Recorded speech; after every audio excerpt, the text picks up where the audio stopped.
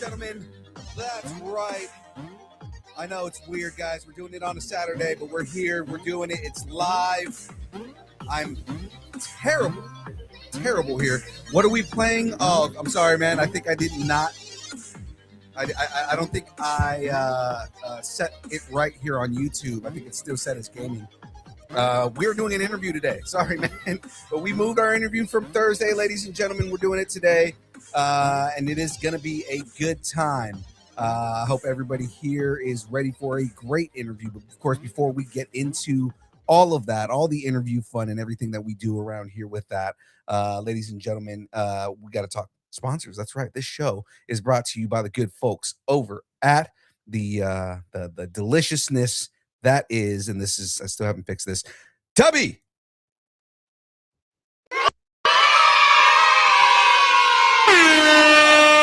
That's right. Dubby's a brand of energy drinks created to help focus concentration reaction time with no jitters or crash. Dubby contains no maltodextrin, no sugars, no fillers, no artificial colors or dyes. Find out more about Dubby at www.dubby.gg. Use the code NERDING10 to get 10% off your order. Guys, it's delicious. There's so many good flavors that they have out there. It is they have all the partnerships that they have with all of the anime now. They've got Solo Leveling. They've got a partnership with Chainsaw Man and all the delicious flavors that are out there, guys. It is now is the time to get that. And again, use the code NERDING10 to get 10% off your order. Well, that I've done the shameless plug, so let me take that off the screen. It's still there. That's right, ladies and gentlemen. Let's get into this now. Sorry. All right, I had to take that off the screen here. So, ladies and gentlemen, today's guest, because I'm used to saying today's guest is the kind of creator who doesn't just tell stories, he builds worlds, communities, and a whole indie ecosystem around him. A writer with a taste for the strange, the gritty, and the off-kilter, for sure. He's been carving out his own lane in comics through supernatural noir, bold ideas, and a very hands-on approach to creator-driven publishing. From podcasting, which I can't wait to talk about, and championing indie voices, to launching a publisher that embraces the weird and the passionate, his work feels like it's always daring you to follow the line a little bit deeper, even when the waters get dark. And now, with the story about obsession, revenge, and a very deadly catch, he's setting the hook and pulling readers straight into the deep end. Ladies and gentlemen, please welcome the founder of Rolling Squid Bones and the creator of Set the Hook. Kids, put your hands together for Chad Perkins.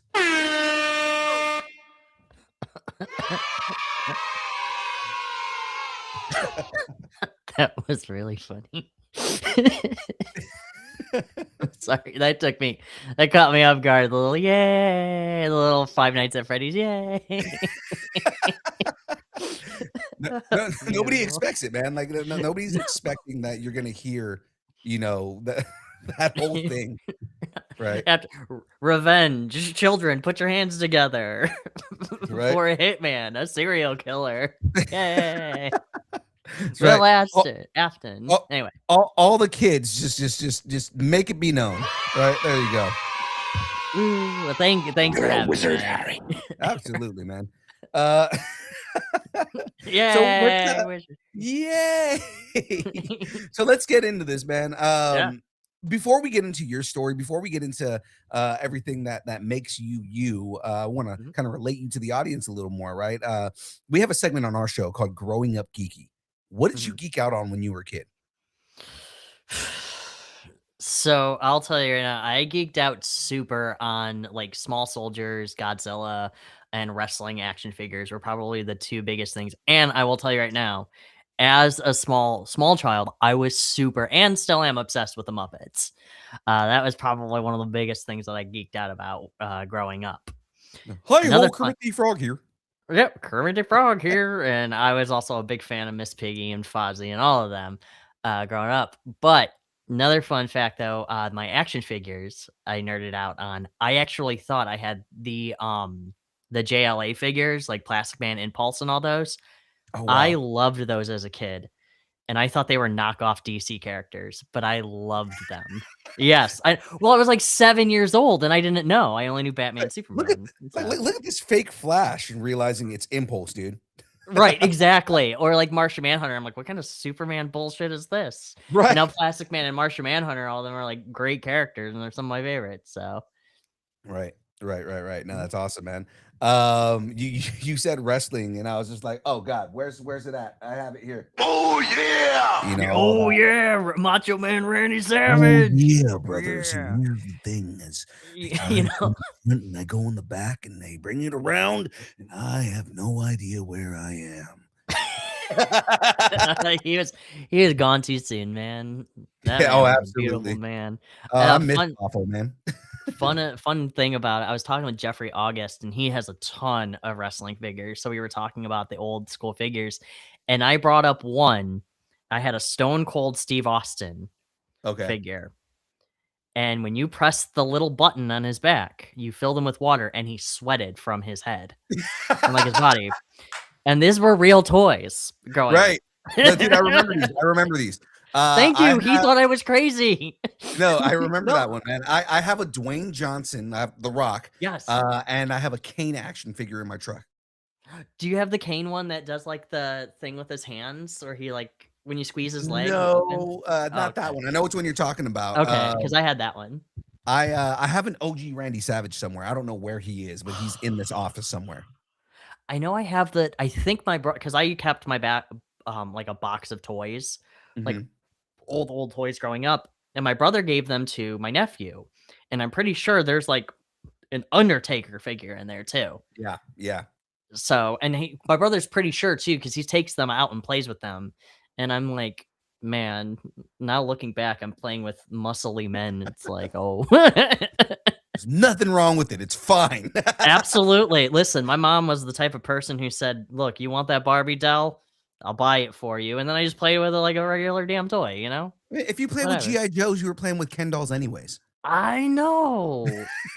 Listen, I'm saying, I get you. Exactly, right? Uh, so we relate on that, right? Right. I feel like we're probably, like, similar in age, man, because especially if For you grew up in sure. the '90s, it's for sure. Oh god, yeah, yeah, I'm in 1990. Yeah, you were 1990. born in 1990? Exactly at 1990. I am the beginning Okay. of the 90s. Yeah, I'm 87, so I'm just a couple years older. Oh, okay. I thought you were gonna say, "Yeah, I'm 87 years old." I'm like, "Wow, alright. Well, That you're was aging pretty good for gracefully, my '87. friend." You Yeah. sure do, man.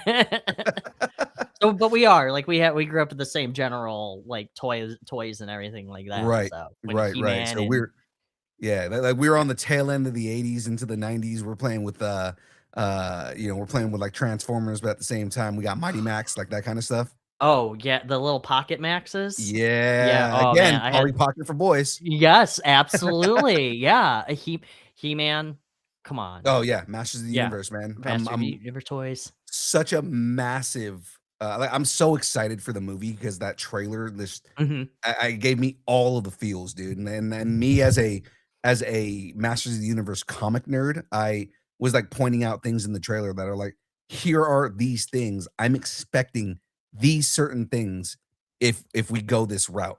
Because, like, a lot of people were, like, complaining about the way he looks. I'm like, "He looks like he does in the comics." He's like, Oh, yeah. 100% his outfit is it's the armor that he wears in the comics. It's not the one from the cartoon. It's the Yeah. ones from the comics, and it's like that's just showing that they're deep into this lore. Yeah, no, and and truthfully, like, I love the fact that Man at Arms looks great. Oh, he looks so good. Idris Elba. I think that was an odd choice, not because of any, any Yeah, yeah, political yeah. thing. I just thought that was a weird choice. And then when I saw him, I'm like, oh damn, he looks sick. Stinkor or Stinkor, the skunk I think dude. it is. Yeah, I think it is Stinkor. I hope he's in it. Dude, Spikor looks so cool. Yeah. Oh yeah. Yeah. Yeah. Oh Oh, man. you mean Whiplash? No, No. Spikor. So they showed Spikor for like a moment in one of the Mm. scenes in there. He's the dude with all the weird spikes on his shoulder, Oh, yeah, yeah, yeah. Okay. right? Yeah. But like it looks like he has like they're like natural spikes coming out of him. He looks Mhm. intimidating, and it's like, oh my god, this is so good. It's gonna be great. And, Yeah. we also too, it's gonna be really great when you have, like, Fisto or and, Ram They Man and said everything, and they said Fisto's gonna be in the movie, so I mean, like, they cast Fisto, so it's like I can't wait to see yeah. what they do with Fisto.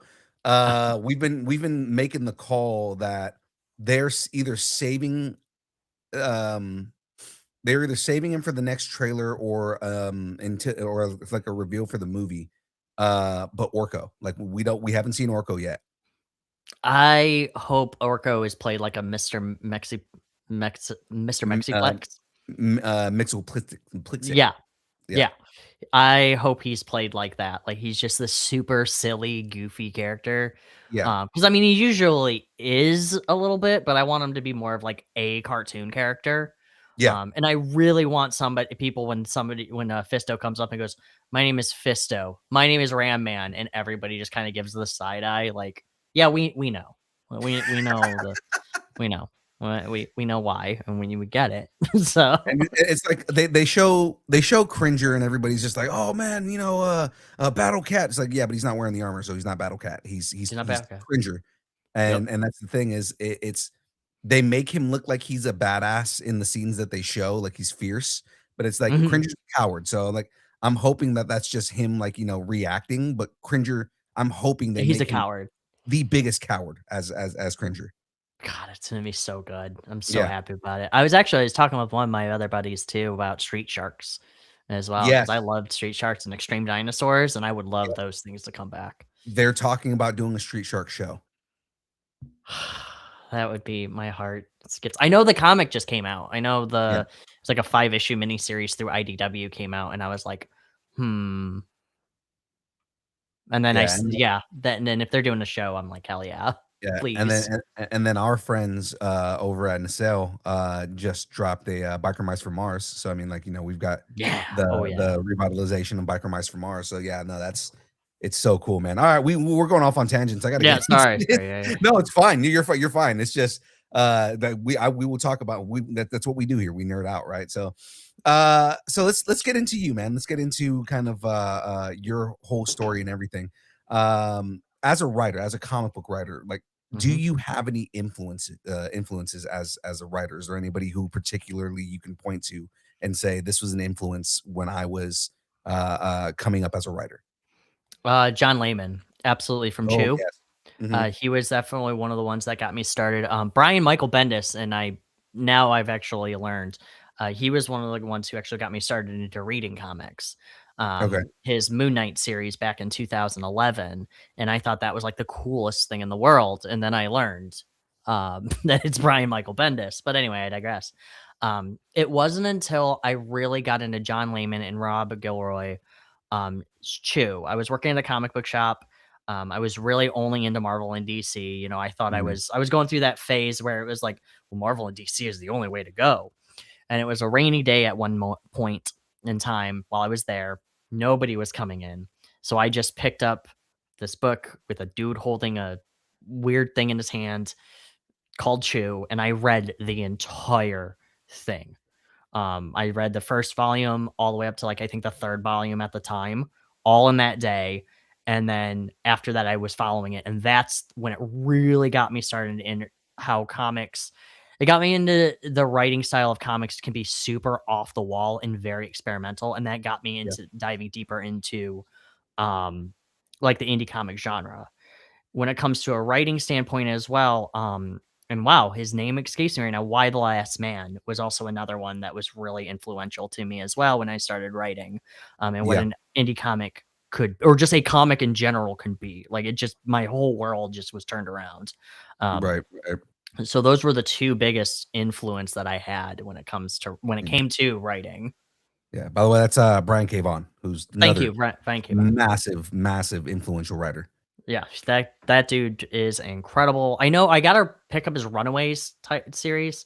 I need to Oh my grab god, that his series. Runaways was so good, and the thing about what I loved about his run with Runaways, so, the show for all the things that people, didn't like or didn't enjoy or whether they I liked it or like the not, show. I liked it. Yeah. He wrote the treatment for it too because he's also a screenwriter, so Yep. he took the comic, wrote the screenplay for it, and then added in portions that wouldn't have worked in the comics. Mhm. Specifically, what the parents were going through and what the parents were thinking and what their thoughts were and things like that. Because he talks about it in an interview. He's like, I couldn't have put that in the comics because nobody cared about that in the comics. But in like Right. in a film version adaptation of it, you kind of want to know what their motivations are, and it makes them more complex characters. And it's Yeah. like, like, I thought that was great that he added those things in there to kind of put more volume within the show. Yeah, I like really I'm glad somebody else liked the show as well because I Yeah, really liked it. I liked the fact that the adults were some of them were just super evil, and then some of them were more like we're just kind of doing this because we have to, or there's like, well, we're just doing this to protect you or whatever. Like yeah, each this is one of them definitely had to like their protect our own. kids. Yeah. So, and it was cool. I really did like that. Pride of Baghdad was also another Brian K. Bowen book that I really enjoyed too. So, Yeah, if you ever yeah. get a chance for that one. Uh, it's funny because when you said, "Oh yeah, I was big on the big two," and then I picked that like my thought immediately went to, "Oh, it has to be Saga. Saga has to be the one that he picked up," and it was Chew. But I mean, like, it's like Saga's the one that always puts people over the edge for indie, and then they start really diving down indie. Right.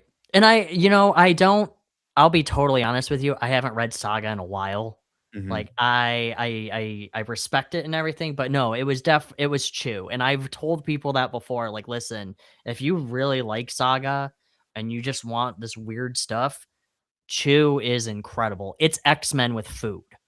Like, it's just Right. everybody has, like, a weird food-based power. One guy makes ninja stars out of tortilla chips. Alright, cool, and they're like tortilla ninjas, and I'm like, "The fuck is happening?" One guy turns tanks into he can sculpt chocolate, and it becomes like a real weapon, so he makes a tank out of chocolate, and it becomes a real tank, and a functioning tank, and I'm like, Yeah, yeah. Yeah, sure, what the fuck ever." So, it's a great wild ride.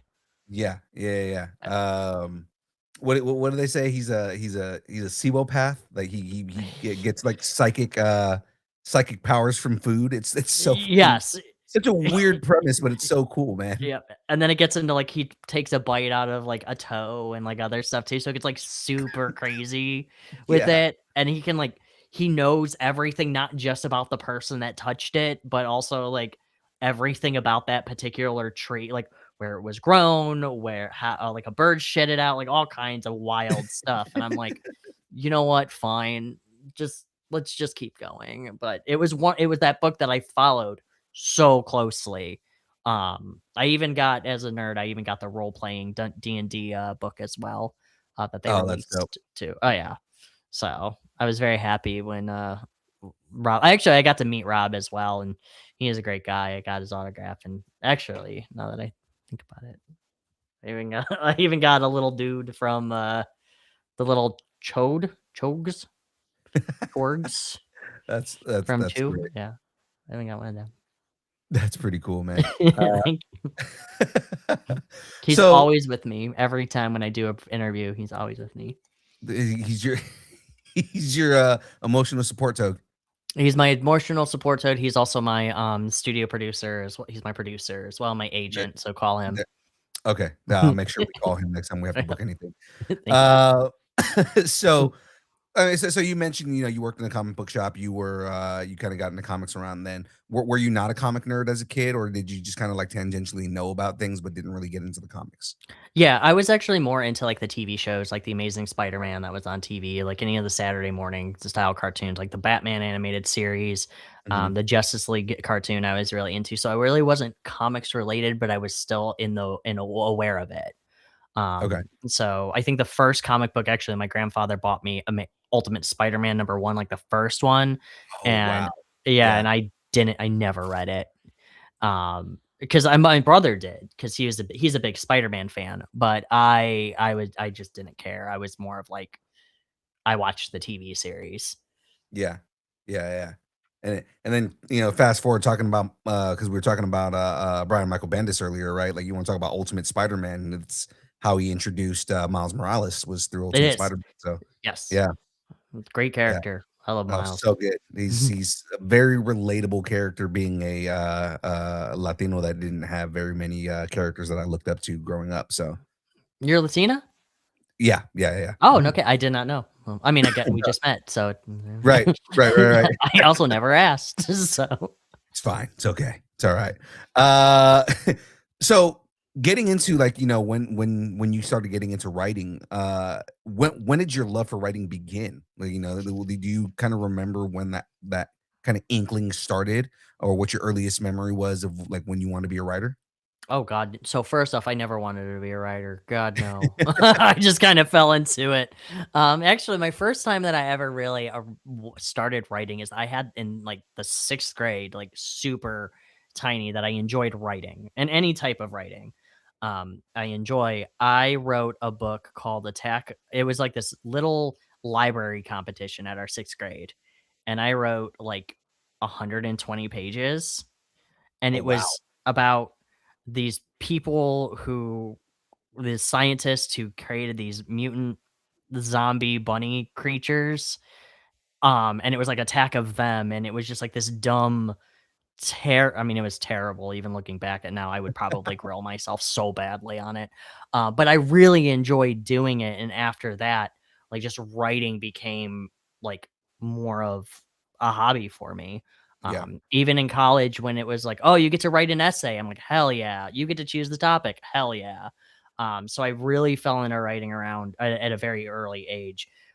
It wasn't until I got into, actually podcasting and interviewing creators for a website called Slackjaw Punks. Now that is defective or defunct. Sorry, Mhm. not defective, defunct.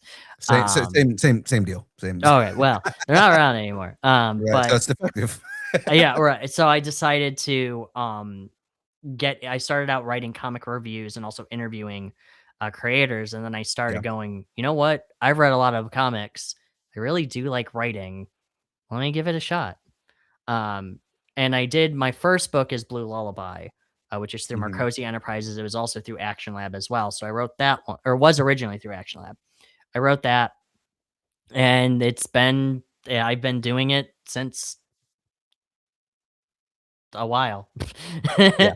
So yeah, Yeah, man. I actually so you kind of already mentioned like where I was going to go next here. Because I kind of want to talk about your transition from podcasting to publishing.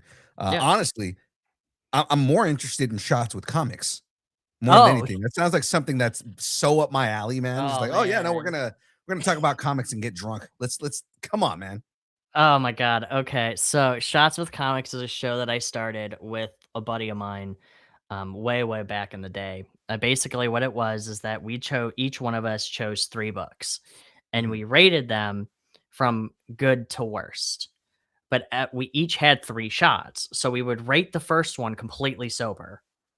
Or that we would take one shot, rate it because it was the good one. And then as we took a shot, we would get more drunk. And then the final one, which was terrible, we would be at our most drunk and we would review it. And it became like this absolute comedic, controversial show because we wouldn't pull our punches with people. So they would submit their work and we would rip it apart in a comedic way. It got us in trouble a couple of times, but whatever. But we were always very like, wow, this book is terrible because we would be drunk and we would be telling you, but we would also give you constructive feedback as well. So Yeah. we wouldn't be afraid to saying, hey, this is what you need to work on. So it wasn't just us making fun of it. We were giving you feedback on what you could do better with Right. it. We Right. were just It's had also alcohol, so we were more honest. right. It's also kind of like you as a creator and just kind of submitting. It's like you probably should know what you're getting into. Like like it's like We I'm submitting our book. We're submitting our book to some dudes who are going to do a drunk review. Like kind of. it got to the point where we actually had to send, like, when somebody would submit it, we had to, like, send a full, like, letter because of one incident, Mhm. where they took it completely offensively. Like, Yeah. they were totally offended, thanks, Twitter. Um, so we had to start actually It's sending Twitter, the man. stuff. That's like the norm. It's Twitter. Right. Yeah. We had to send like, "Hey, look, this is what we're gonna do. This isn't us being mean. It's all in good fun. Like, we absolutely love you for submitting, blah blah blah." Like, we had to do a kiss ass thing, but it was a lot of fun. I really really enjoyed doing it, much to my liver's screaming. Um, So yeah, and then I also did a show called Comics Are Cool as well, which was the similar thing, but that was more of like interviewing people. Yeah. It wasn't until years later we're like, you know what, let's do comic book reviews. Let's be really mean and raunchy, but still have fun with it. Let's drink. And it was a good time. It was a very good time. And I did that one for years. Yeah. And then Yeah. finally my health and some other personal issues happened. So I had to stop, but I still do, the occasional interview and recording and everything. So not under Yeah. shots with comics, just my own stuff. Yeah, yeah, yeah. And I Yeah. mean, like, again, from doing my research, it's like, I also found out you're a beer nerd and I'm kind of a beer Oh nerd. So I god, mean, yeah. yeah. Dude, I live right down the road from Blake Cider Mill. Oh, So, that's yeah. awesome. I live like 15 minutes away and it's awesome. So I'm not too far from Russian River Brewing. really? Yeah. So if you know that name, then that's just saying Russian River Brewing tells me what level of beer nerd you are. Yeah, I tell you, dude, I've tried so many different beers, like, you could name a company, and I know for a fact I've probably tried a beer from them, and Yeah. yeah, I think Well, so far. I was gonna say Russian River has they have one of the country's bucket list beers. Because there's like Bucket three list or beers? four. So there's like 3 or 4 beers that are considered bucket list beers. It's like these are the beers you have to try at some point in your life if you can get your hands on it. Pliny the Elder is one of them. What's it called? Pliny the Elder. Hiding the Elder, okay. Are they You know what? Now that I'm looking at, because I have them up now, because I'm really curious on which ones I've tried. Yeah. I So will. yeah, Pliny the Elder is like it's hard to get. It's considered one of the best beers in the country. Huh. I don't know, man. Founders KBS is pretty freaking good too. Yeah, and then, So, Pliny the Younger is another beer that they make, but it is, only local to Northern California oh, because they huh. release it yeah, they release it on National Beer Day, and it is Pliny the Elder is a double IPA. Okay. Pliny the Younger is their triple, and they only make it in a small batch. That's how it is with KBS as well. They only make it with a small batch too. So Yeah. I like when breweries do that a lot. Mhm. Because it's like, you know, it's like the fun of trying to get it. I'm Right. pretty sure I've had their Russian River Porter before. Okay. I think it was that one and then that Blind Pig one. Blind Pig is pretty good too. I've had Yeah. that I'm not a huge IPA fan. There's some that I one. will drink. Like there's this one called Three Pigs, and then Mhm. there's the Revolution Brewery in Chicago. That's really good. They have like Anti-Hero, Hero, and Villain, and all these other ones. And their Anti-Hero one is really good. Yeah, that see Yeah. if Graveyard was here right now, Graveyard's in Chicago. So like he would 100% like tell you whether or not it's like worth getting because he's actually a brewer, so he would tell you straight up. Really? Well, Yeah. he can be wrong all he wants. I don't care. No, I would love to pick his brain. Actually, John Westoff from Part Time Comics is in Chicago as well. Oh, nice. So he sometimes tells me about different beers as well. So, but Yeah. I very yes, I very very much love craft beers. My wife and I also live right down the street from the Witch's Hat Brewery. Yeah, yeah. So we go there for dinner sometimes, and we'll get like their flights of all their different beers. It's a great time. Yeah. See, we're talking about your hobbies right now, and it's like, do any of your hobbies, anything that you do outside of comics, does it inform your storytelling at all? Oh god, yeah. So fun. I'm glad you asked actually, because Mhm. Set the Hook is actually based on my love for fishing. So Set the Hook, which is about a man who's very angry at a fish because it murdered his dad, um, is based on because I absolutely love going out on the water and seeing what type of species of fish I can catch. I love gutting them, cooking them, eating them, all kinds of stuff. So it's just anything that has to do with aquatic creatures, I absolutely adore. So Set the Hook really ties into my passion for fishing. Every time when I'm writing a part of that story, I've got another arc coming up as well. I love being able to research different fish and aquatic creatures. One of my friends actually, who's actually my social media person for Rolling Squid Bones, will always message me like, "Hey, have you seen this type of fish?" And I'm like, "Hell yeah!" And I will, try to come up with like a weird idea for it. So yes, a lot of my hobbies do tie into my writing. Same thing with like my craft beer type thing too. I would say Set the Hook is big onto that as well because it's all about drinking and having a good time and just like a very like what you would expect from a detective that drinks a lot. Right. Because Uh, isn't Otis an alcoholic too? oh, he's 100%. Yeah. He is swimming in alcohol. He's only he's 24 years old in his 40s. And that's due to being very angry, dedicating his life to finding this fish and also drinking. That's why he looks like a complete mess, but he's only Yeah. 24. He's only 24? Oh my He's only god. 24, Based yes. on the pictures of him, it's like, oh my god, he looks like he looks like he could be, Quint's uncle. Quint? Quint from Jaws. Oh, yeah, yeah, yeah. The main guy, yeah, duh. Yeah, he looks like he Yeah. could be Quint's uncle.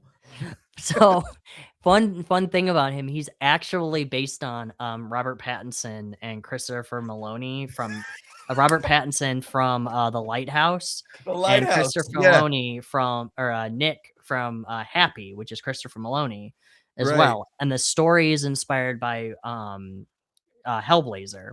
So it's like this Okay. mismatch of like people who are super worn down and just sick of your shit. So Oh god, I love the idea of just, like, you you have, like, a supernatural fish that's fighting, John Constantine, that's just that's yes, exactly. It's exactly that. Yes. that's so good, man.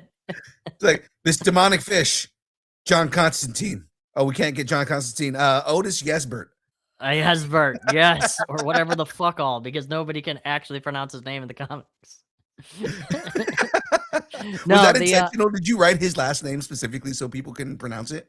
so originally, no, it wasn't until later, my editor, Wells Thompson, was like, "Chad, this is really hard to say." And I'm like, "I know." And he's like, "How do you pronounce it?" And I said, Yassi Bear. Okay. But he was like, "Okay, so I got an idea. Let's do this running joke where you just can't pronounce it because I can't fucking pronounce it. You probably aren't pronouncing it right." Like that's all this whole thing. It's actually a play on the word Odyssey. So when you say it enough, it's actually Odyssey Bear, Odyssey Bear, Odyssey, Odyssey, Yassi Bear, Odyssey. Oh It's my this god. stupid thing that I did when I was just talking at one point where I was naming him and I was like, Otis, Odyssey, Odyssey, Otis, yeah. Like it was just this dumb, stupid. I'm glad you let me explain it because it's stupid and it's great. Um, but yeah, so it's yeah, he's I couldn't get Constantine, so I had to compromise. Yeah, yeah. So Also, I'm he's also a oh go on. I was gonna say, also, he's a 24-year-old guy named Otis, so I mean He is, yes. So there's no reason why this guy should be named Otis, and he's 24. Like yeah, we he's are a past that 24-year-old guy time. named Otis. Yeah. It's fucking great.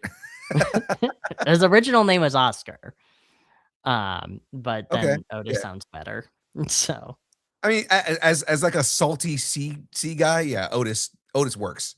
Otis. Oh yeah, yeah. I love it. So kinda is this is I because I'm jumping into this now, is the demonic pike symbolic for, like, something deeper, or is it just kind of was that just you wanted to make a demonic pike? So he's hunting down a demonic pike is my favorite fish to catch. Okay. So they're fighters, they are mean, they are top water, bottom water, like they are all types of just a predator fish. Mhm. And those are always the most fun that when I find out that they are in that water. My aunt actually, because I've usually I'll fish on my aunt's lake house or I'll go out as well to find like some of my local lakes or anything like that. But my aunt has a lake house and she didn't know there were pike in there until I caught one. Um, and that was really a surprise for her because she was like, "Oh," and I'm like, "Yeah, they're good eating. Let me show you." But she wouldn't because she doesn't like the fact that I take them and gut them and eat them. But anyway, um, but yeah, so the pike is just is more of just because I absolutely enjoy catching that fish. And the other thing on the other flip side of that as well, yes, if the way I'm talking about this, it's about a man who's very angry at a fish. Yes, that sounds like Moby Dick. I didn't want it to be a fish that was primarily, like, threatening. Or I didn't want a fish that was threatening. I wanted to be a fish that wasn't threatening. And then I decided to turn it into a demonic pike and make it big and scary and everything, Right. as I was writing it. But I wanted it to, when you say like, oh, it's a pike, it's like, well, they're only like, they only get like, 30 inches or whatever. And I'm like, okay, well, what if I make it like, 20 feet tall or Right. whatever, So I decided to play around with that on like what type of fish is still scary, but it would be scary if it was bigger. Or like an alligator gar, if you've ever seen one of those. Yeah. Yeah. Yeah. Yeah. Yeah. So that was my other fish, but pike I just love catching because they're fighters and they don't surrender and it's a lot of fun. I dig Bass that, are man. easy. Pike are not too easy. Yeah, they fight back. Yeah. Oh yeah. Man, that's I'm loving the idea of it. So kinda just stepping back a little bit, right? And, Mhm. like, what's your approach to world building, especially with, like, a noir atmosphere in the comics? 'Cause you took this idea of, a 24-year-old alcoholic fighting a demonic pike, but then Mhm. built it in a noir style, like a I'm a big film noir guy, so I love the idea of that, and writing it in a way where it works in a comic. I wanna tell you right now, I try. So when it comes to world building with that's a really good question, actually. When it comes to world building with this book, and just in general with the noir, I try to play it out in my head as a movie. Or Okay. as a noir movie, you look at Sin City or any of those, and what I try to do is I try to look at it like, okay, what big plot points can I do in order to get my point across when it comes to the noir style? Um, and the noir style when it comes to a fish, I will tell you right now, originally, I was not writing this as a noir story. I was Okay. actually writing this as like an action Jaws type thing, like a Captain Ahab revenge story. Um, it wasn't until, like I said, when I met Wells Thompson, he said, "Hey, I have an idea. This book, the way you're writing it in the beginning, where it's like this heavily narrated, like my dad was murdered by this pike. Some people get married while I wade deep in fish chum." Like that type of thing. He's like, "You've got a very narrative heavy tone here. I think you should go all in with the detective work." And then that's how we kind of started. Him and I actually built this world together, in the grand scheme of things. So he was the one that kind of made me take a step back and say, "Hey, go in all in on this fish thing. Make it where, he goes to some place to question people." So I made the strip club Slippery Tentacle with my stripper jellyfish and my stripper uh, vampire squid characters who were kind of like your, dame that you have. Right. Um, so when it came to the world building, I another thing that I tried to do is I really tried to play it comically straight. So everything that they are saying is ridiculous. Right. Like, this lobster that we're gonna go is immortal, and if you see on the Kickstarter, you have this lobster king crab, or this, king crab, fight club going on. So everything that is happening with them in this world is a normal Tuesday for them. Right. Like, this is just normal.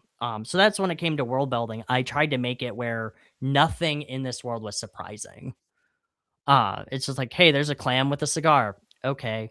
Let's See, do I this." like that though. I like that it's like you're not going into a world where everything is just like pure oddity, right? Like you're going in and the character's like, this is so weird. What am I looking at? Why is this like this? It's like, no, this is just the way the world is, and then this Right. is normal to us. Yeah, and that's how it was with, that's I was trying to do it with, like, Happy and all of those, or, like, even Yeah. Chew, where everything in this is just it's all played super straight, and I Right. think that's a lot of fun for the audience, or even, like, I Hate Fairyland as well with Scotty Young, like, all of it is played Yes. straight. It's all stupid, but it's all played incredibly straight and good because it's a great book. But I love playing stuff straight that is I d I want it to be where the person is just like the reader goes, "Yeah, okay." Where, like, things like the absurd is the normal in that universe. Yes, yes, Yeah, and you're exactly. embracing the absurdity. It's a combination of that like, I love that kinda thing where, again, absurdity is the normality, but I also love operatic storytelling where you're Mhm. just kinda plunged in the middle of the story. You are learning along with the protagonist, and it's like Star Wars is a good example, right? Like, you Oh, don't yeah. have to, going into episode 4, you don't know anything about the world. You don't know anything that's there, but everything is just normal in conversation, Mhm. right? Yeah, and it Like, "Oh, doesn't yeah, it's no bigger than a womp rat," and the rest of us out here are like, "What the fuck is a womp rat?" and it's like, "Okay, whatever," and it's not even like, they don't even explain it to you, but they also don't talk down to you in it as well, like, "Oh, you don't want it," Right, and that's actually I can get into that type of storytelling as well, is where there's a difference, a line between talking to your audience like they already know what's going on and right. explaining it to it as it's happening. And that's how I try to keep it in this world. Is it's just like, okay, well, we're gonna go after this big walleye right now. Oh yeah, this woman was gutted by a walleye. That's what it was, Chief. Okay. Like he's not trying to talk down to you. He just says it's a walleye. And you're like, all Mhm. right, let's move on. Right, right, right, and, like, especially when it's things that are like, like, okay, this none of this makes any sense. Like, to me as a consumer, I'm just more like, "Okay, well, they'll explain it later." So, or maybe down the line, you'll see what a walleye is and like, "Ah, that's what that was," you Right, know? exactly. Yes. Um, you actually can see the walleye on the page too, which is really nice. But anyway, Mhm. so not that I'm saying go look at the Kickstarter. I'm just saying, like, if you want to know what a demonic wall, if you want to know what a demonic walleye looks like, there it is. Yeah. So Right, right. So I mean, going into this, because this wasn't something that you just did on your own. You have a whole team behind you, right? I do. Yes. Yeah. So tell me what it's like as far as putting the team together and making this comic, because you guys have a full like traditional comic book team. You guys have a letterer, you have a color, all that kind of stuff, and Mhm. it definitely shows through in the quality of the book. Thank you. And yeah, because it makes it more appealing. It doesn't look like something someone just, drew in their bedroom and just threw on a shelf, right? Like, it actually looks like something that is very well put together, Thank and you. very, very professionally done. So, kinda just walk us through the team that you have and, for lack of a non-nerdy, reference, how did you put your Avengers together of comics? So two things. Well, actually, one thing, and I'll be totally blunt because I'm glad you asked. I didn't. Okay. So what happened was, when I was writing Set the Hook, I was bored at work. It was a Okay. slow day. I was sitting at my desk and I go, God, because I was gonna go fishing that day.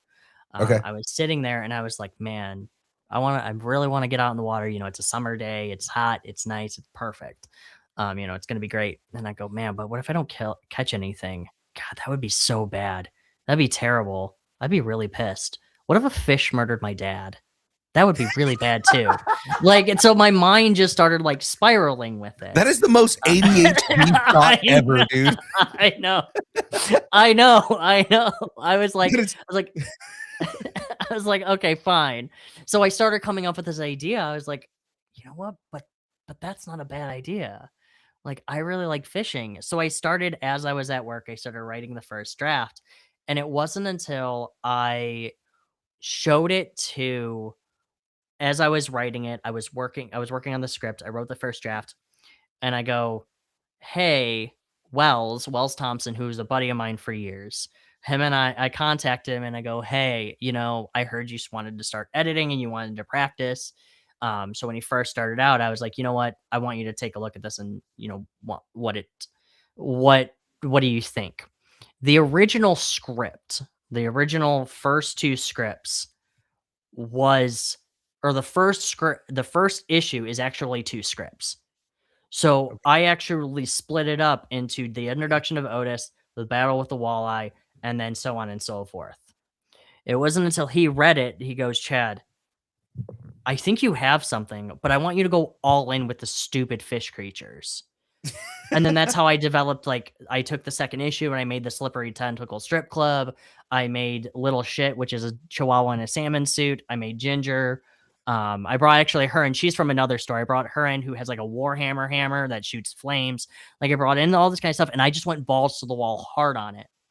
And he started editing it. My artist that I only was familiar with working with was Andrea Montano from uh, Blue Lullaby. Okay. And she did the art, she did the coloring, she did the lettering, and she did everything for that. I was contacting her about it, and I was like, "Hey, I've worked with you before. I love the work that you do. Um, what do you think of this script?" And she goes, "Oh, this looks really great." And then the next day, I get a message from Tim Sparvero, her husband, who's also an artist, and a writer, and he goes, Chad, I don't care what my wife says, I'm doing this book. I wanna draw aquatics. Like, I love drawing fish, I love drawing weird aquatic stuff. I don't get to do it very often for people. Like, this is my absolute bread and butter. So I was like, That's so "Oh, are awesome. you sure?" And he was like, "Yes, absolutely." So I gave him free range on designing Otis, like, designing, any like all the different people. I will say too though, C. Michael Landing was also my original choice as well for an artist, but just due to other like personal matters and everything, he ended up doing my covers only. So anything that you see from him is on the covers are like what the other designs were going to look like. Mhm. Um, but then Tim was just having a field day with it. My letterer, I will say right now, the first issue isn't that great because it was by Aaron Dowen, and then he went through some stuff, and then Chris Albright picked up issue 2, and then he went through some stuff, and then finally John Westhoff said, "Chad, I'm doing the 3rd and 4th book. You can shut your mouth." So John Westhoff ended up picking up the lettering, and he goes, "I'm gonna do your books. Just let me know when you need me. Um, we will not have this problem with your lettering," because it was a hard thing for me to get a letterer to actually commit to the full 4 issues. Um, so I will say when you read the 1st issue, it's not that great. But the lettering isn't great, but the 2nd and then the 3rd and the 4th are much better. And I can't go back and do it. And there's a whole other thing in that because Tim ended up drawing the speech bubbles in, which is a whole other thing that went into the whole production process. And I told them, don't Right. ever do that again. And now Wells and John and Tim have been my team like throughout it when it comes to the main storyline. That's awesome, man. So yeah, I like I said, I love kind of like the origins of all of this, and it's just like, basically a bunch of friends wanting to make a comic book and, "Dude, I can do that better. We're doing that better on the next issue." yeah, no, and I mean Wells is a very Wells has done very well now. Same thing with John. So like yeah, they've all been absolutely incredible with it. And taking care of this book. So and they have that we all get to have fun with it. Yeah. Like, sure, whatever, just be as goofy as you want. The 2nd arc has, like I said, the little shit, the dog in a salmon suit. Dog in a So, salmon suit. that's actually the next book is Bark in the Water. It's, myself, Lori Calcaterra, Jay Hammond, and Frank Martin. We wrote these, we me and Lori wrote 22 pages each, and then Jay Hammond and Frank Martin wrote 8 pages each. And they're all stories about this little dog chihuahua in a salmon suit set in the Set the Hook Hell's Aquarium universe. Oh my god. I see Eh, now I need a crossover of, Set the Hook and Pale Riders. It's just like I need that Actually, crossover. we've been so, Lori Calcaterra actually is published under Rolling Squidbone, so she is, Right. published under me, and we've actually kicked around the idea of a Sad Pancake Little Shit crossover, comic, and I've Yes. joked many times about doing, like, a Pet Avengers thing, Yeah. then she's also been like, "Well, what about Big James or anybody?" I'm like, "Listen, it could be anybody." Uh, Yeah, so and actually we had, like, a whole arc on the show about Big James. It's just it's like we just started making up, like, stories about, like, "Oh, yeah, this big ass zombie bear. Let's go. Let's do this." So she has now on her Kickstarter right now an 8-page short story of Big James. Oh, I love that. Yeah, so it is part of her stretch goal. So it's good. It's been a lot of fun actually. Writing and building this world of Hell's Aquarium, which is what I call it, is been a wild journey for me. God, Um, Yeah. Like, the next arc, I have a duck wizard because I did say that it's all fish creatures, but I also never stated what type of I was like, "Yeah, it's all aquatics," but I never was specific on what type of aquatics. So So a you duck we get into wizard, that's oh so good. yeah, so, like, a duck wizard, I have, a walrus stripper, Wilma Wobble-Tits, she's not a main Y character. you need to at this point, there needs to be a joke about a blue-footed booby in this. A blue-footed boob oh, the bird? The bird, a blue-footed booby, right? There Actually, has to be a blue-footed booby joke somewhere in there. you know what? I'll have to do that. I do have a book. I had a comedy book called Booby the Barbarian, which is about a booby bird that turns into a big boobied barbarian woman and saves the day. That's And amazing. I did have that as well. But I haven't actually started. But I could probably do one. I do have Porky the puffer fish, which Porky the is a puffer. yeah, he runs a diner. He runs this greasy spoon diner and he's mean. So he's great. Yeah. That's awesome. Oh my god. This Yeah. world, man, and again, we're kinda transitioning into something that I already had here. So as far as Set the Hook goes, how Mhm. many issues do you have planned for this series? And then I was gonna ask you if you have plans for a larger world in the series, but I mean, we kinda just answered all that. Like, it's we're definitely getting into the realm of, more stories set in this universe and crossover potential and everything like that. But, like, as Yeah. far as the main storyline, like, how many issues do you have planned out for it? So right now the main arc, which is 4 issues currently. So right now it's on the Kickstarter, which is the full trade paperback of the first arc. The second arc, and this is how planning on developing the story, is each arc is a different character, so you don't have to read the previous arc. And there are nods to it and there are mentions of it, but you never actually have to do it. So the next arc is going to also be 4 issues. It's either 4 or 5. I got to take a look at what I have down, but that's going to follow Ginger, which is from the first arc. And that also has Slippery Bell, which is the stripper jellyfish, and Trixie Bell, which is the vampire squid oct- uh, stripper as well. And yes, there is such thing as a vampire squid. Mhm. So that is a real species. Um, and then the next book that I have the book in between that though, which is going to be the next book, is Bark in the Water, which follows Little Shit and his adventures as a chihuahua in a salmon suit. And he is the either a, and I give people two choices to make when it comes to the lore of him, is that he was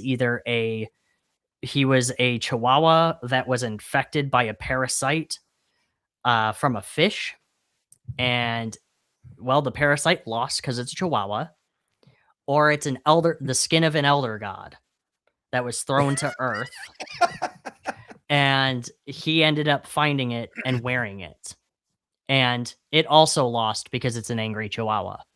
Um, this book is a little bit more turn off your brain schlocky, because it is an absolute ridiculous thing. It's based off of my little Chihuahua dog. It's an Attack on Titan style book, but it's written as a Western.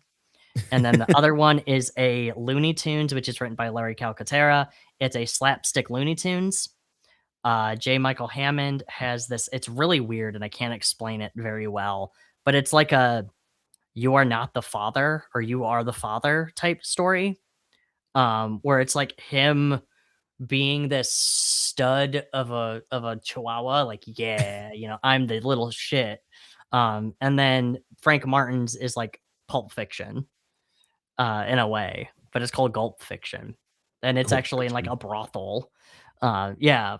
So that's what I have, and then the next story I have as well after that. So I am building a huge world. Follows the story of the founder of the Slippery Tentacle. And the only reason why I did that is because I really wanted to write a romance story, and I'm really bad at it, but I wanted to do it. So I'm like, what could I do? So it's about like this dominatrix that like owns the slippery tentacle and she's just trying to find love. And she's an angelfish named Martini. Oh, Um yeah, so it's just this really cute, like feel good slice of lifestyle story. There's not much like raunchiness to it or anything like that. It's a little bit tamer. It's actually a lot tamer than the other ones.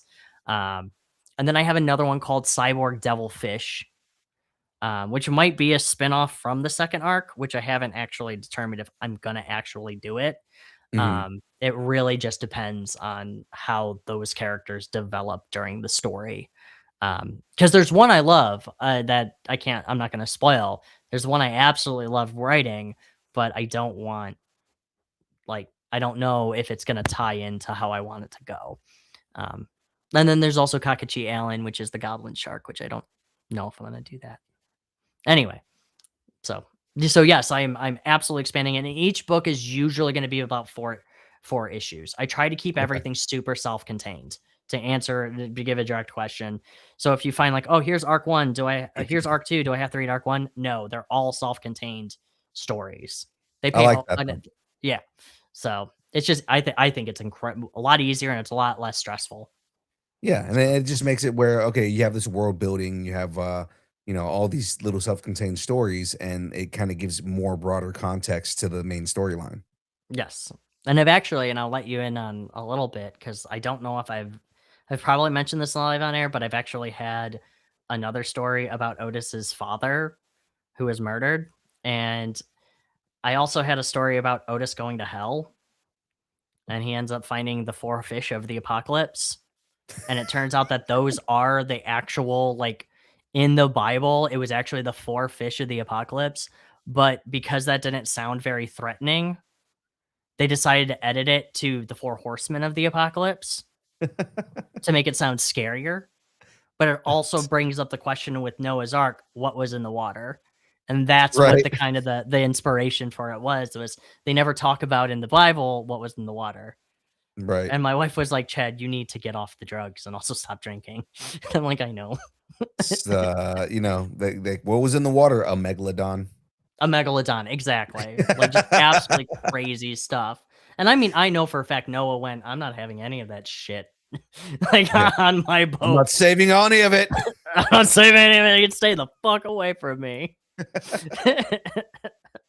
No, it's funny because, like, dude, you need to hook up with David Quiros if you haven't met David Quiros, the writer of, Night of the Chihuahuas Oh, yeah, yeah, from, Pork Chop Press or from Pork Chop Pork Chop Express. Yeah, Express, yes, yeah. yeah, Um, see Carl, Bourne is doing the art for that. yes, So, yes, yeah, I'm does really the good White friends with them. Wolf. He does Yeah, the White Wolf for, for yeah, Rolling Squid Bones. yeah, Yeah. Oh, I'm really good you're friends friends with with David him? Quiros. Yeah, so, Oh. it just, like, for some reason, just have, it would be funny within his universe of, Night of the Living Dead with chihuahuas, to, like, in the background, just have a chihuahua wearing a salmon suit, I should probably reach out to him. I think that would be really funny. I didn't even right? think about that either. Yeah, because that would Uh, be good, like, it'd be a good cross promotion, but at the same time, like, mhm. no explanation. Why is this do why is there a chihuahua in the background with a salmon suit on? What is this? Actually, funny story. When I originally did Little Shit, he's actually in the first issue of Set the Hook, but Mhm, he's a picture on on this conspiracy theory board of Otis's, and it was supposed to be a throwaway character. Like it was just a little shit. Like I made an homage to my little Chihuahua, mhm. and originally too, I also had another story about him in the apocalypse with like a laser cannon on his back and all this other kind of wild stuff, like kind of like Weed 3, if you ever read that, Yeah, yeah. with like a mix of Rover Red Charlie. Um, so I had that idea, and then when I made this character in a salmon suit, Tim Spavero was like, "So what's with the Chihuahua and the salmon suit?" And I'm like, "So it's my dog." And then he's like, "Okay, what else?" And I'm like, "Okay, I see what you're doing." I don't think that there's anything more to it. Right, exactly. So then I started doing it, and then Jason Dube is doing did the first issue of it. Jared Lockhart is doing the second issue with Laurie Calcaterra, and then Martha Schwartz is going to be doing the short stories. So this one's going to be a little bit more like an anthology, the little shit one. Mhm. Well, it is, but it's also with different artists. So that's gonna be, I like, love my that. little more playful story, and I might Yeah. open that one up where, like, "Hey, you get to write the tales of little shit. You just can't tell his origin story." So because I'm the only one that knows the origin story. Right. Okay. Yeah. It's So, find a reason to make him the elder god. you know, listen, I have a specific thing with him in mind. Yeah. Um, He's like the one god Cthulhu's afraid of. probably, yeah. Right? Actually, there is so fun thing. Jared or not Jared, Gerald von Stoddard, who's a great friend of mine.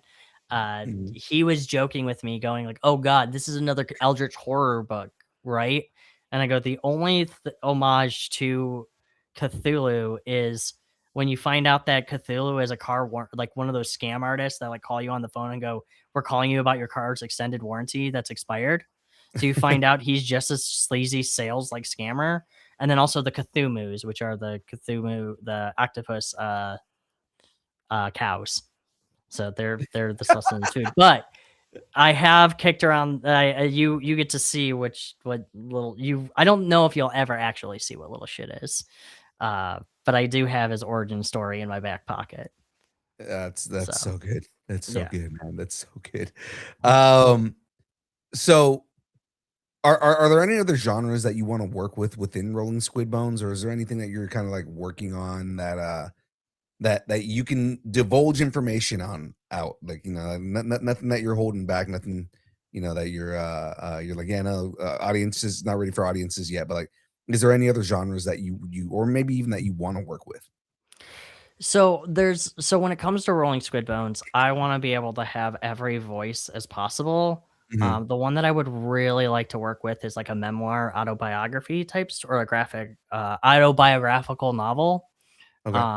or graphic novel. Uh, those would be the type of genre that I would really, really, really like to work with. Just because I feel like a lot of those books don't have a really great place in indie.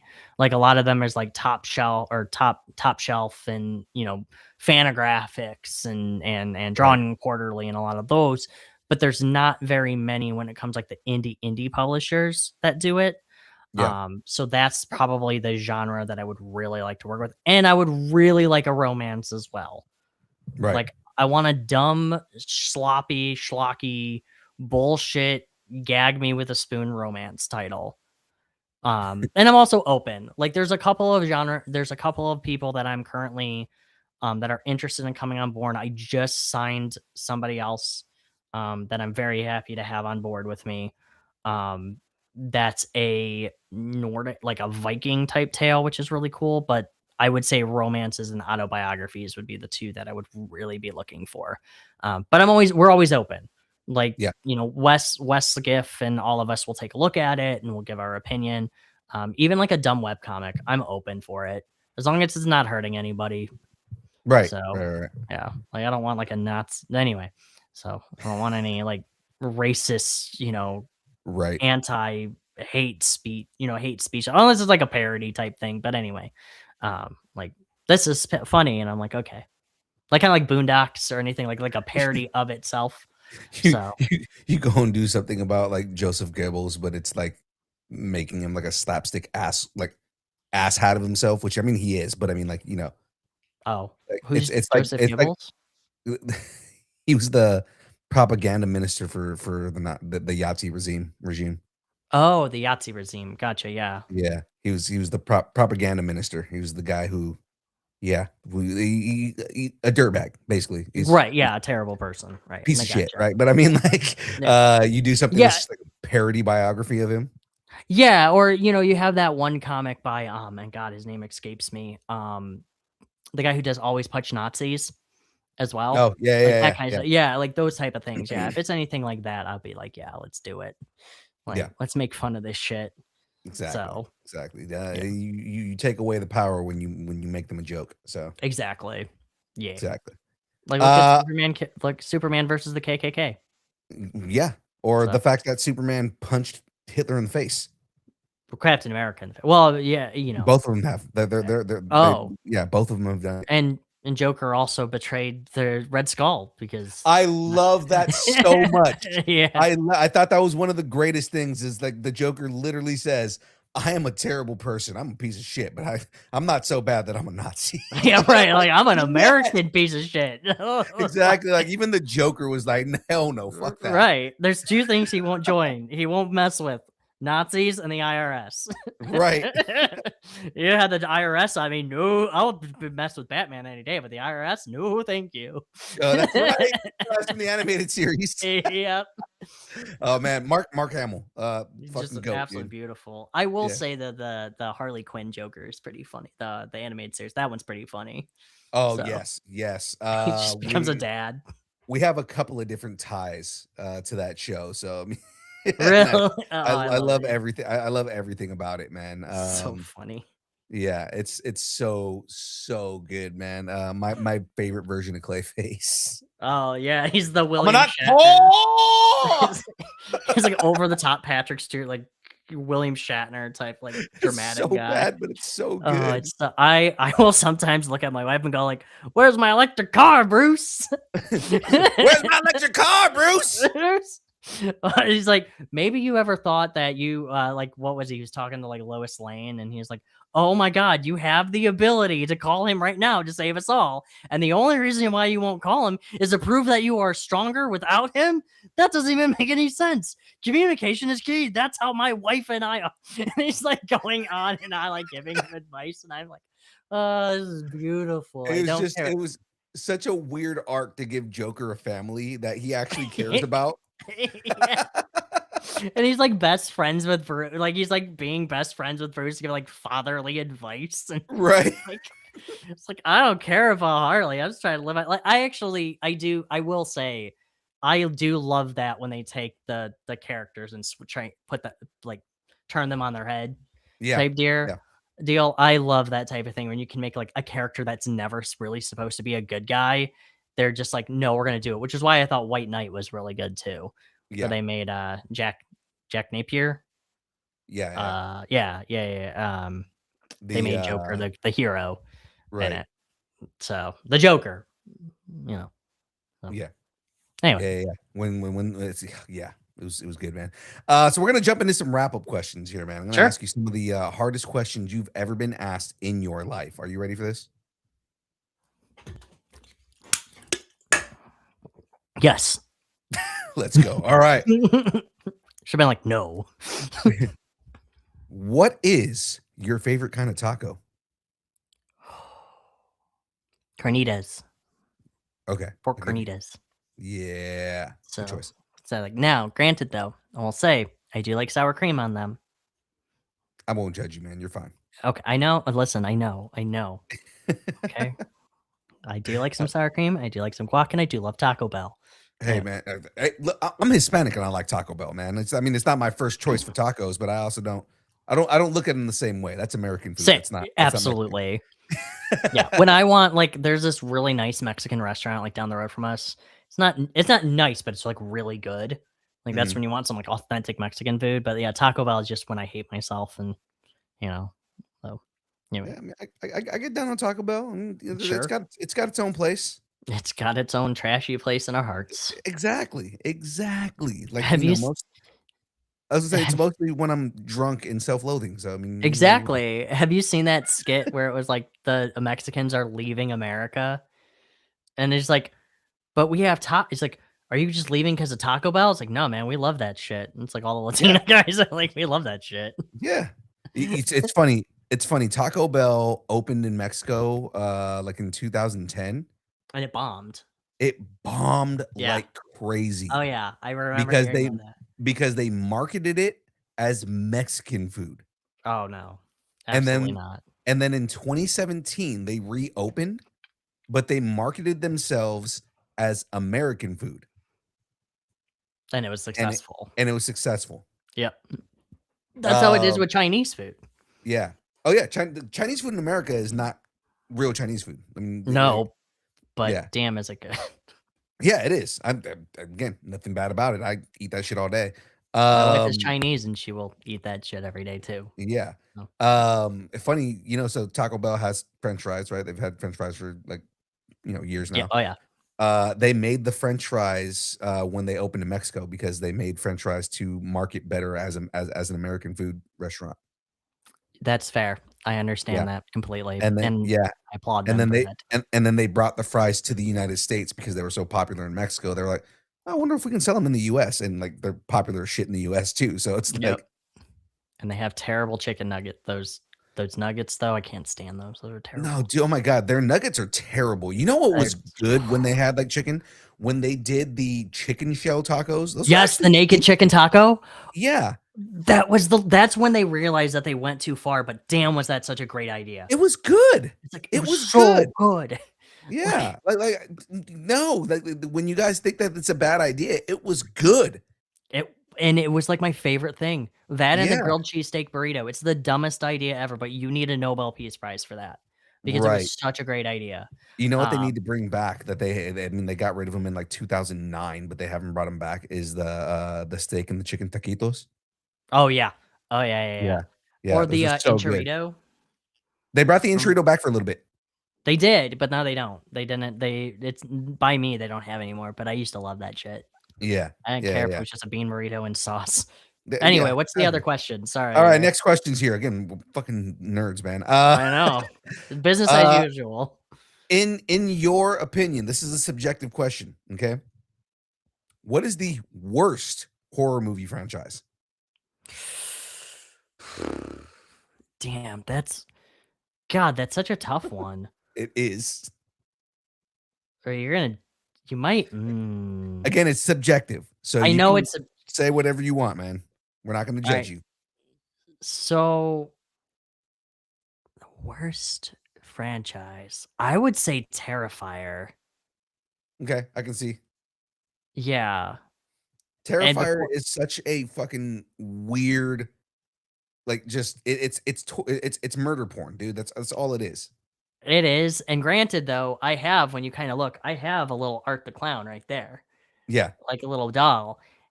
I respect it, but yeah, it's like after like the first one, I was like, okay. Then the second and the third one came out, and I was like, wow, you guys just like When this they is really started getting bad. into the demonic storyline, like, it's better when Yes, he's just a psychotic clown. But then when you right. start getting into, like, he's a demon kinda shit, it's like, it's you guys are going too far with it. Like, you shoulda just kept it where he was just an evil clown. Yeah, and you could, I mean, and it's like Jason. Art doesn't have like the legacy like Jason and Mike Myers and all them, where you can kind of like goof off with them Yeah. now. Like with Art, it was still very fresh and new, and you're like, now he's a demonic. So yeah, and I was like, that's stupid. Yeah. This is stupid. Also, there's a It was couple just of their scenes. excuse to it was their excuse to find a way to bring him back after they killed him in the first movie, so it's like, You could have did it any other way. You could have just like Mike Myers, you could have just brought him back. yeah, Like it didn't matter. and they were just like, Anyway, "No, we're gonna have him, birth as a demon baby." It's just so fucking weird, man. just stupid. And then you had that the female Art the Clown thing that shot the period blood, and I was like, oh god. Yeah, Like I turned and it off right after that scene. I was like, nah. yeah, and they were just going for shock value at that point. Yeah. Yep. Yeah. Um, so what's some advice you might have for anyone trying to get into the industry, whether it be the comic industry or just kind of just be a creative? What's a piece of advice you'd give somebody to avoid a pitfall maybe you ran into? I would say the biggest pitfall to avoid the biggest pitfall is acknowledge the fact that one, there's two things actually. One, do not go into it expecting to make money.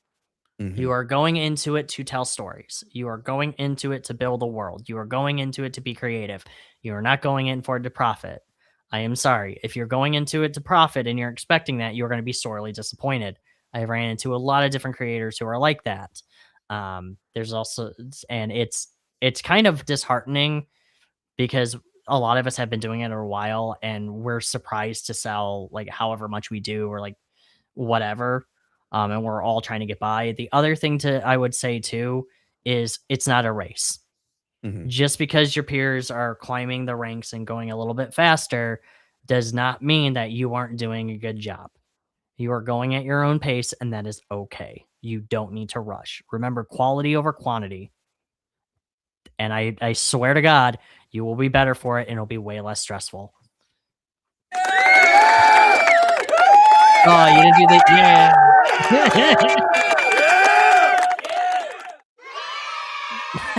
Thanks, children. Thank you, kids. We appreciate you. All right, you too, Jawas. All right. The Jawas are here. Yay. Yeah, the Jawas there. Synopsis. They're always somewhere in the background.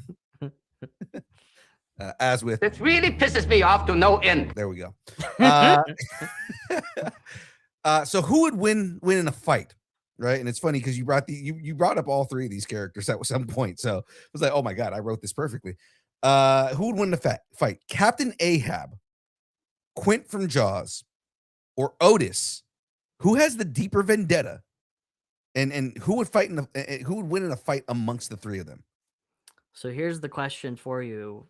Okay. Unprepared. So let's just go this unprepared. Okay. I would say absolutely Otis, and for one particular reason. He has a gun.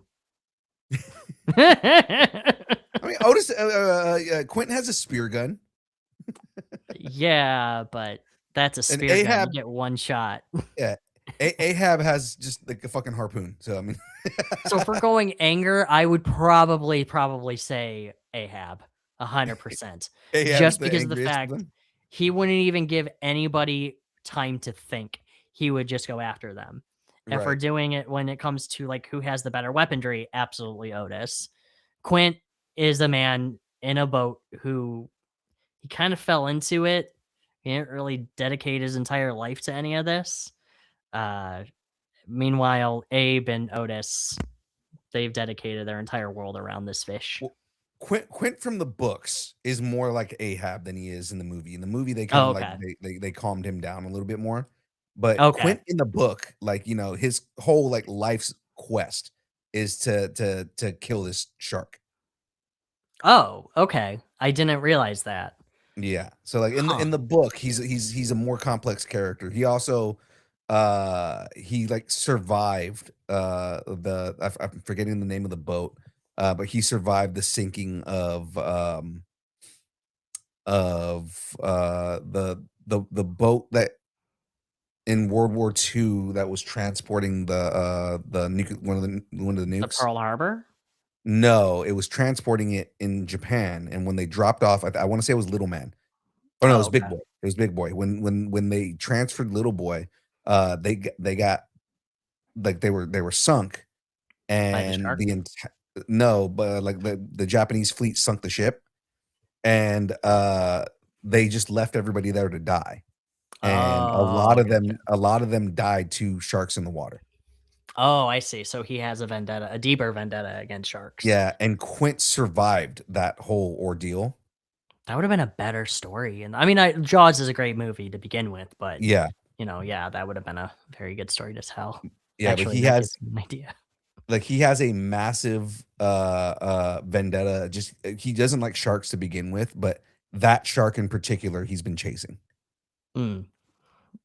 And then in the next, like the fourth movie, it switches and the shark's chasing them. Yeah.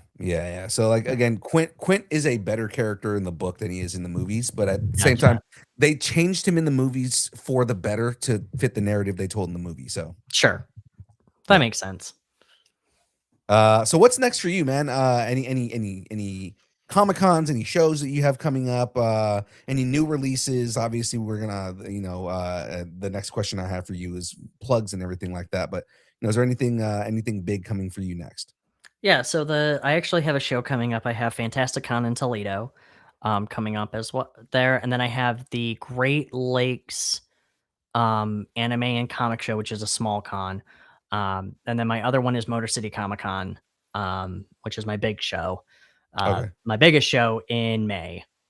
So those are biggest things for releases through Rolling Squid Bones. I have other book coming out from another creator. And then as for me in general, I have Bark in the Water is the next release that I will be working on. For plugs, you can find me at rollingsquidbones.com. We also have a Facebook page as well. We have a Facebook group and page, so you can follow us all on there. You can also check out the Kickstarter, which you just type in "set the hook" and the trade paperback will come up. We got a lot of cool goodies and everything for you. Um, and then we're also on Blue Sky as well, and Substack, which is just RSB Comics. Awesome, man. Well, yes, I appreciate you coming on and hanging out with Yeah, thank us. you. And telling the whole story, man. It's very interesting. It's a fun concept, and Mhm. it's definitely something that I feel like everybody here, especially all of our comic fans, should go and check out. You guys should go and obviously support indie creators, but I mean, like, Sure. go and support that book, guys. Thank I'm you. sure all of our listeners, all of our viewers, you guys will all enjoy it. I guarantee it. Thank you. I hope everybody enjoys it as well. And if you don't, well, thank you for reading anyway. So I really Exactly. appreciate it. All right. Well, let's do our plugs real quick here, ladies and gentlemen. Of course, as you know, we've got merch. You can head over to streamlabs.com/distance nerding/merch and go and get you some of that sweet distance nerding merch. New things coming soon. We've got that distance nerding cannon on the way, distance nerding ATV. You guys can get that, and it's gonna be a great time. Just like run Hell around yeah. and be a badass. Have something you want to discuss? Connect with us everywhere at Distance Nerding. If it is social media and it exists, we are there.